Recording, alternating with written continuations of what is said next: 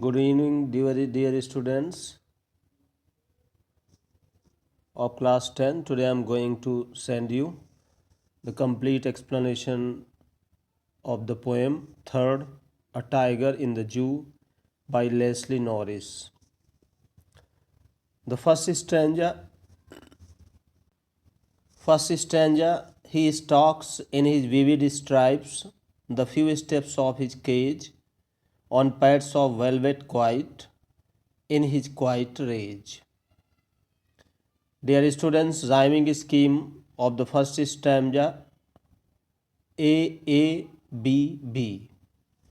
Now the explanation, dear students. The tiger in the zoo walks in the limited space provided to it in the cage. It takes a few steps. There are stripes on its body which are quite prominent, noticeable. Its paws are soft like velvet. No noise is produced when it walks on its pads of velvet. The tiger is silent but in rage, but he is in anger. Second stanza, dear students, he should be lurking in shadow, sliding through long grass, near the water hole where plump deer pass. Explanation, dear students. Now the poet suggests that the cage is not the proper place for the tiger. What is not proper place for the tiger, dear students? The cage, because it has a very limited space for a tiger. It is not its natural habitat. It is not its natural residence. The tiger in the cage is a victim of human cruelty. The tiger in the cage is a victim of human cruelty. Usually, tigers are found sitting under some bushes or long grasses near a stream or water hole.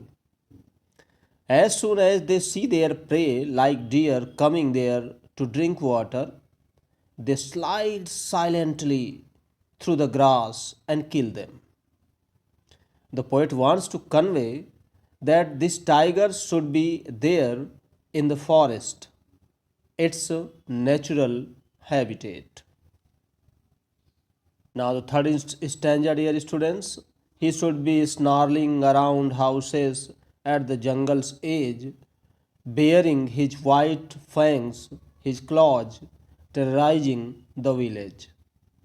Explanation. The poet proceeds further, giving another suggestion that the tiger should be sitting at the jungle's edge, in close vicinity of a village.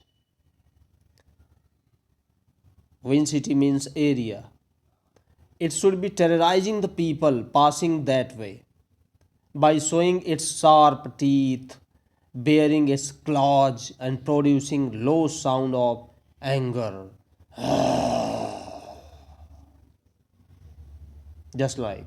Now, the fourth stanza, dear students, he has locked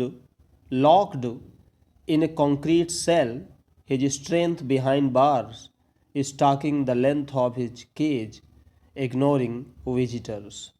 The poet expresses deep sympathy at the plight.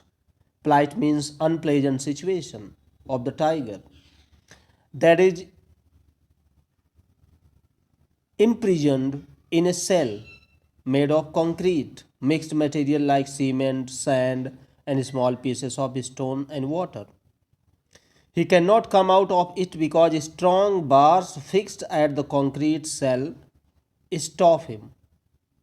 Thus, the poet says that the tiger's strength is locked behind the bars.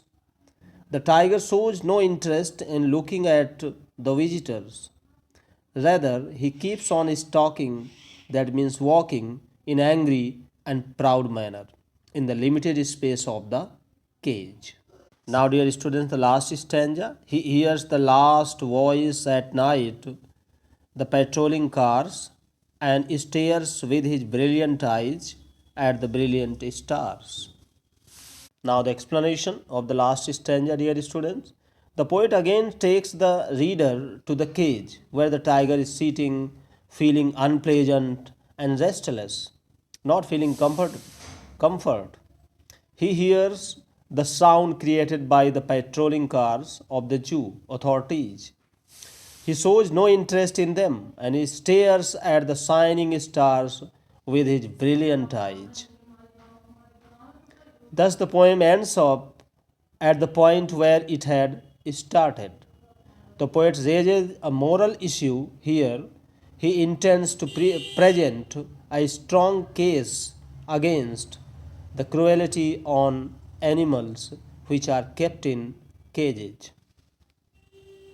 Now, dear students, some literary devices. Rhyming scheme. A tiger in the zoo follows the same simple rhyme scheme A, B, C, B.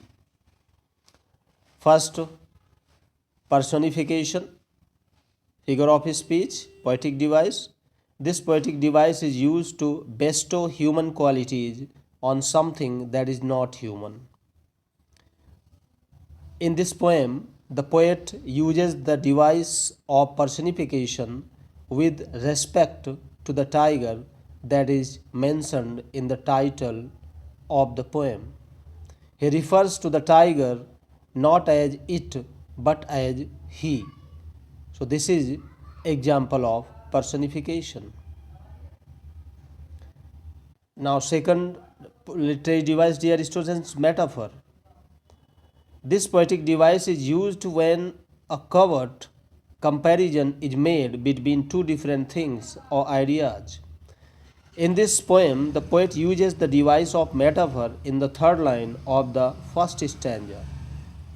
When he compares the pads of the tiger's feet with velvet, since both are soft and smooth when touched. So, dear students, this is the complete explanation and literary devices which has been used in this poem.